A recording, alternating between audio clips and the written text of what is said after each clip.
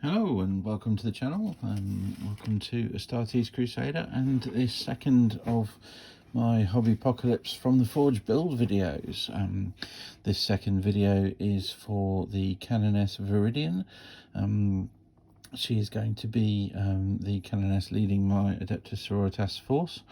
I can't help it. I mean, sort of the nostalgia for the model takes me back so many years, back to the original Sisters of Battle codex, when I was but a young whippersnapper, and so I just sort of, when they released the model, I had to get it, and then when I decided to do a Sisters army, there was no other choice for sort of who was going to lead it for me. I mean, it's a shame about the sort of the somewhat stereotypical armour that she's wearing. Sadly, my modelling skills don't allow me to sort of change that and provide a slightly more realistic detail there. But it's a classic model for a reason, so you know I'm going to stick with it. So this will just be a very short build video. I hope. I hope nothing goes horrendously wrong to make it take forever. However, because this is a fine cast kit, we're not going to be able to use the usual plastic glue that I like working with. Instead, I've got this Loctite 60 seconds all-purpose glue. Sadly, I'm not sponsored by Loctite. They don't provide this for me for free. However, what I do tend to find is that rather than using a super glue, this gives you a little bit more time to sort of work with the model or reposition anything if you need to. And the big bonus is that it comes in a 20 gram tube for about a £5 over here in the UK. As opposed to a similar sort of price for about 3 grams of actual super glue. So it's very much more cost effective, and lets me use it on bases, because I'm impatient when it comes to putting basic material down, so I can cover the base in this and I don't feel quite so guilty that I'm wasting all of my expensive super glue. So what I'm just going to do is put a slight coat here. This as always with these videos, I'm largely going to be following the instructions as set out in the kit box, except where I think deviation will provide simplicity in painting at a later stage. As I said, I mean, the beauty of this glue is that it does give you a little bit longer to work with the kit. The downside of that is, of course, that it takes longer to set, so you do have to sort of be a little more patient than you would if you were using sort of a traditional super glue in terms of setting the kit. Now, for those of you that have seen my Morven Vile build video already, you'll probably already be saying, why have I just stuck that robe on the back there, because that's going to make getting painting in there quite awkward.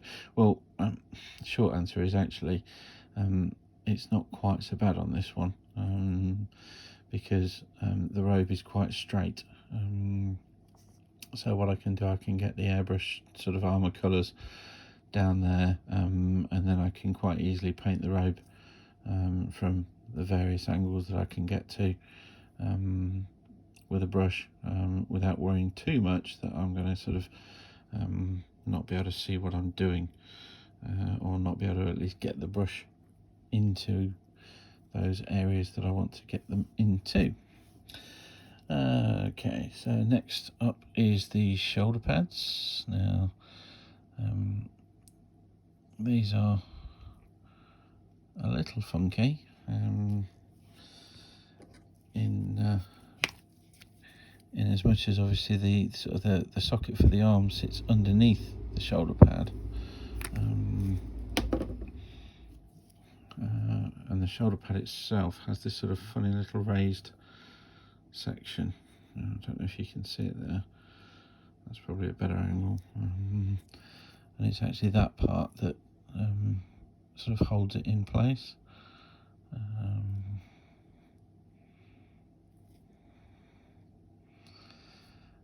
I think it's fairly safe to say that I, along with every other hobbyist involved in the Games Workshop hobby, hate working with Finecast when it comes to things like this.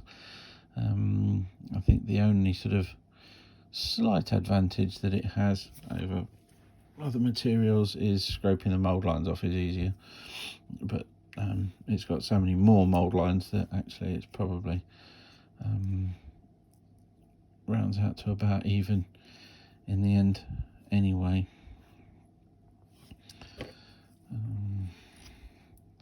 That's the other slight problem with using sort of a glue of this nature as your main sort of your main bonding agent is it doesn't create as strong a bond as a plastic glue on plastics. You know, it is sticking two parts together, whereas the plastic glue sort of chemically bonds them such that, you know, it's very, very difficult to get that join apart. This is very much not that case. And so you do have to be a little bit more sort of gentle and careful when you're putting these kits together, using a glue of this type.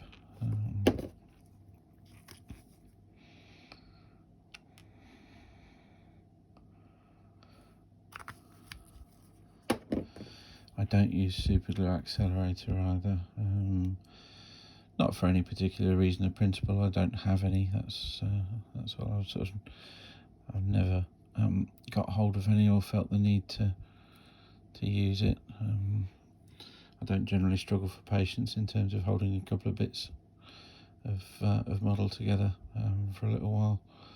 And as anyone that's watched my sort of previous build videos will have seen, you know, if anything needs holding together for a significant length of time, then I tend to use some sort of spring clips anyway, which I think I might be about to use on here, because this backpack is looking a little fragile at the join. So just bear with me while I grab hold of some. I can't actually remember where I got these particular ones from, but these are quite nice and small, sort of dainty. So I say dainty, they've got a hell of a spring on them. You know, they really will hold that model together at that point. But they're quite sort of small in terms of being able to get hold of a small model like this.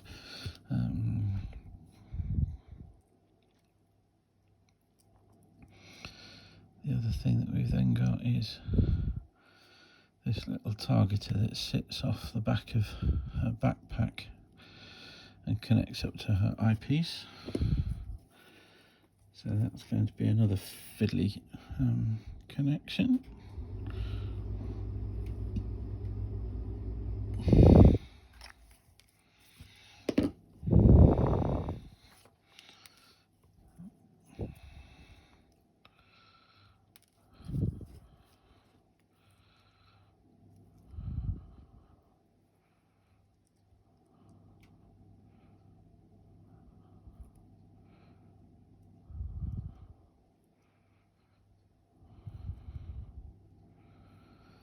There we go.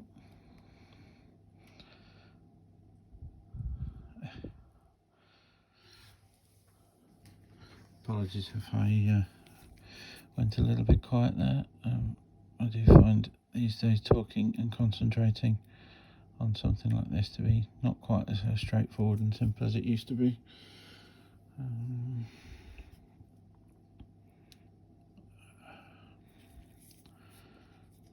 And the glue's not holding yet.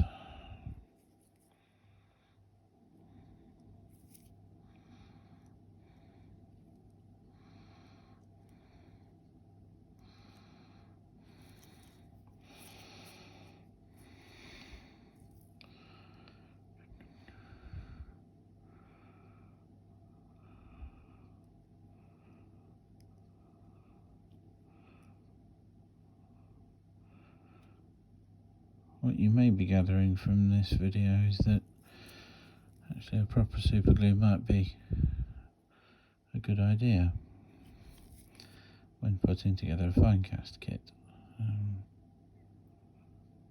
and also probably not messing about with it once you've got a piece in place is also a good idea.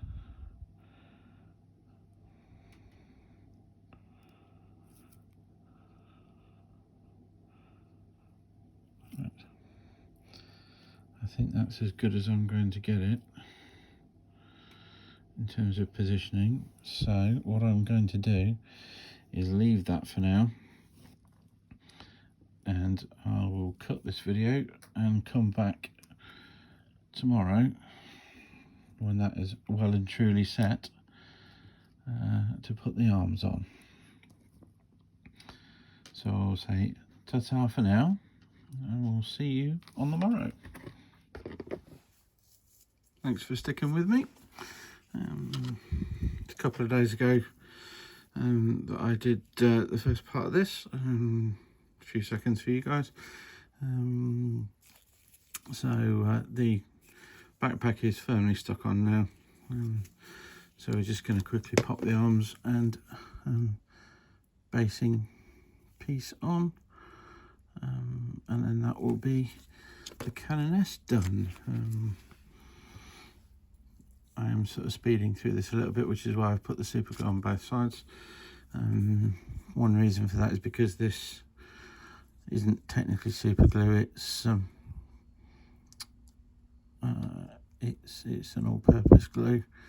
By popping it on one side first, I can actually sort of, it can be starting to set on that side whilst I'm putting the other arm in. Or at least that's the theory.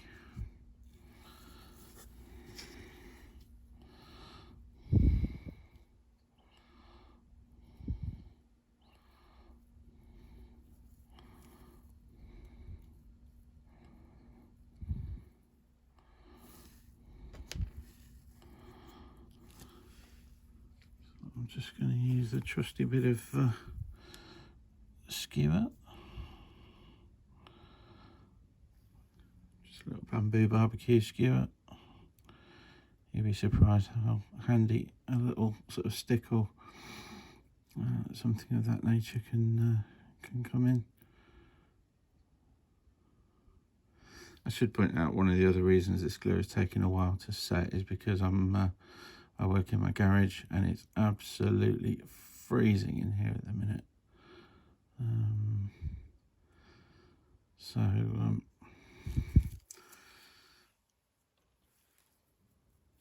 Unfortunately that does mean that setting times for glue increase.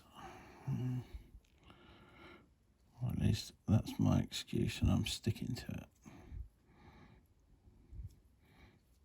Unlike the super glue, which isn't sticking.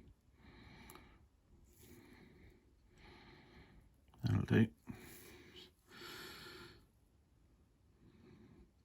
So I've got some more bases from March of War coming. What I'm going to do when those arrive is hopefully pop that on there and find some place suitable on one of those bases for her to stand. I will drill out the barrel, but I'm not doing it yet while the arm is so wobbly. So I'll pop her to one side and leave her for another sort of week for the glue to dry.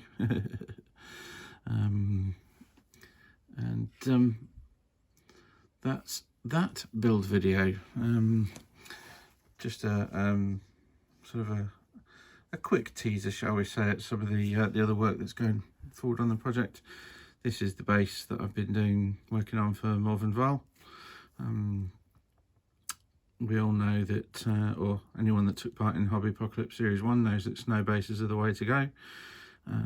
So I've got some Valhalla and Blizzard on there, and I'm doing some OSL for these two sort of brazier type things. They're not quite finished yet. There's quite a bit. I think, yeah, not impressed with how I've gone about that. So I'm going to start those again just to get some proper looking flames in there.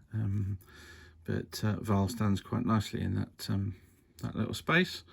So there you go. That's a quick sneak peek of some point of the future when that model's done. Thanks for watching.